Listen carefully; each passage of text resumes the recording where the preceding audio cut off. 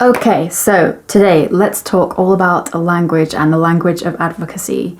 Now, this is something which I wouldn't have really thought about when I first became vegan, but the longer I've been vegan and the more conversations I've had with non-vegans through, just going out on the street and chatting to people I don't know, and also talking to friends and family who also still eat animals, it's made me realize how important it is that we are aware of the type of language that we're using because it is effective. We should really consider that we don't want to align ourselves with the animal industry, so we don't want to use the same language that those industries use.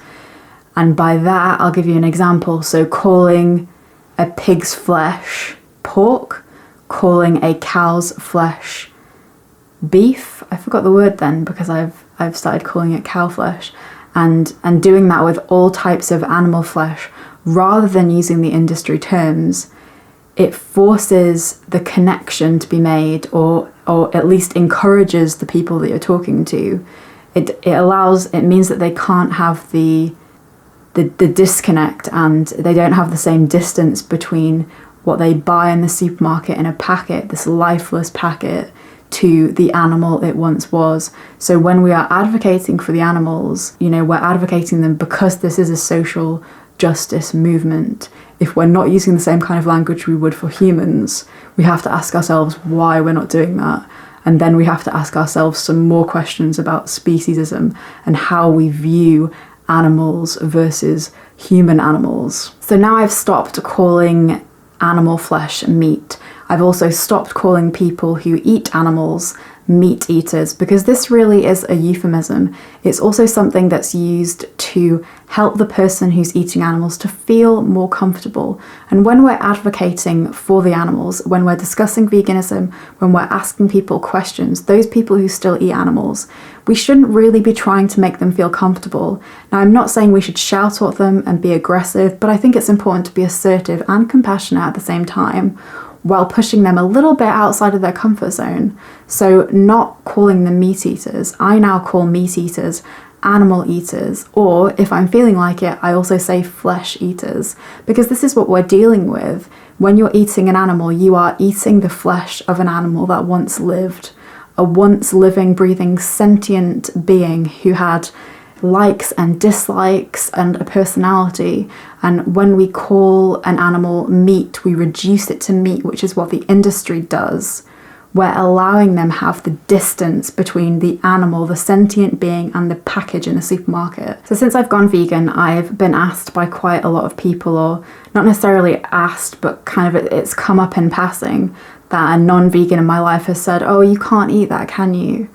And I used to say, "Oh no, that's right, I can't eat that because I'm vegan." Whereas now, and this is just a small bit of advice, rather than saying, "No, I can't eat it," I say, "Yeah, I could eat it actually, but I choose not to." And that's a really small distinction that's important to make. And I think when I first went vegan, I wouldn't have been comfortable saying that because I would have felt like I was just being awkward and difficult and argumentative. But actually, it's a really important distinction to make, because when we choose not to eat animals, it's based on a moral imperative. It's not about a dietary restriction, and we really need to focus on the fact that being vegan is a moral imperative. There's a hell of a lot of talk within the vegan community about terms like the vegan police, moral purity, and this comes from, certain vegan advocates criticizing other vegan advocates for their use of language. My opinion about this is that when you see vegan advocacy and speaking about veganism generally as a social justice movement, and you really accept it as that, you don't then criticize other people who use slightly harsher language. And I also think if you accept that it is a social justice movement, you understand the immediacy in the need for change, because these non-human animals are being subjected to so much violence and abuse unnecessarily. So I think if you're a vegan who likes to be a bit nicer, let's say, with your language, there's nothing wrong with that. But if you then go on to criticize other people, calling them vegan police, because maybe they're a vegan who might be critiquing something you've said about being vegan, Topics that come to mind are things like eating honey, which is not vegan, or riding on horses, which is not vegan, because obviously it's exploitation to the horse. There are lots more examples of this that I can't think of right now, but that get thrown around these horrible vegan groups on Facebook that I refuse to be in because I'm not going to become part of that pissing contest, let's call it. It's also a waste of time to argue against vegans. But I brought this up because I think the vegan police argument is really frustrating and time wasting, because we need to be pouring all of that energy and that enthusiasm or anger, whatever you want to call it, into helping other people who aren't vegan yet make the connection. If you're getting frustrated with someone else who's vegan because they're being morally pure, they're probably just upholding you to the standards that you know in your heart should be what you're doing. Because again, if you think the mistreatment of non-human animals is wrong, then it's not bad that someone else is critiquing you and making you see that you're being a bit more accommodating, let's say, to non-vegans in your life, when actually, under no circumstances is it okay to abuse animals. Or as the chant goes, there's no excuse for animal abuse. And there just isn't. And when I hear that shouted on the streets, or when it was shouted at the march, I thought there really isn't an excuse. And when you accept that completely, you don't criticise other people for their advocacy, even if they're a bit harsher than you, because we do have different approaches, and that's okay. Going back to the point I said about being comfortable or making people who are still abusing animals feel comfortable when you're talking to them, that's absolutely not something that you should be doing. We should be doing as a movement. The only way that people really change is for them to be forced to feel really bloody uncomfortable, for them to have to face the abuse that they're paying for, the cruelty that they're directly funding, because they will continue dismissing it. They will continue pretending that by them buying that packet of animal flesh, they're not the reason the animal has been killed, but they are.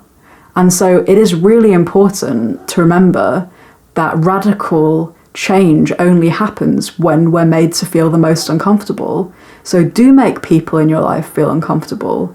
Make them see what they're doing. Make them open their eyes. Ask them those questions that make them feel really uncomfortable.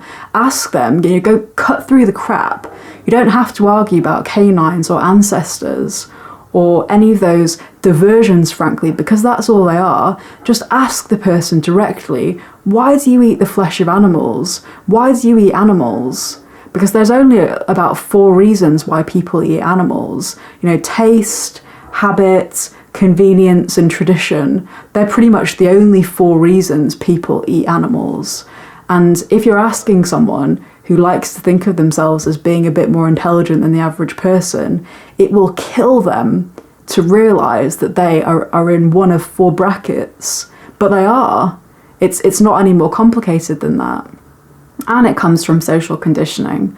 But really, don't be afraid to ask a direct question, because when we are assertive and compassionate and advocate as we would advocate for humans, if it was, it is a social justice movement. I keep saying this, but don't ever forget that it's a social justice movement.